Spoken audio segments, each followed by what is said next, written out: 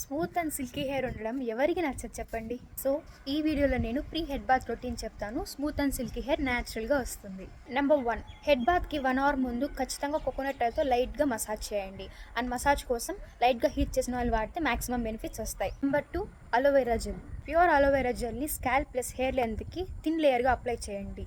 ఇది dry hair ఉన్న వాళ్ళకి మాయిశ్చర్ ఇస్తుంది, కర్లీ హెయిర్ ఉన్న వాళ్ళకి ఫ్రిజ్ని కంట్రోల్ చేస్తుంది, అండ్ ఆయిలీ హెయిర్ ఉన్న వాళ్ళకి ఆయిల్ని బ్యాలెన్స్ చేస్తుంది. నెంబర్ 3, కోమ్ చేయడం.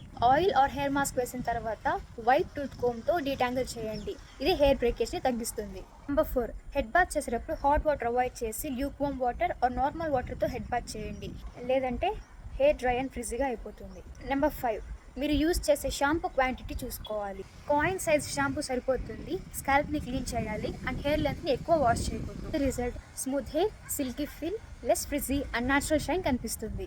అండ్ ఇది 1 వాష్ మిరాకిల్ అయితే కాదు, కన్సిస్టెంట్గా చేస్తే వీక్స్ రిజల్ట్ తెలుస్తుంది.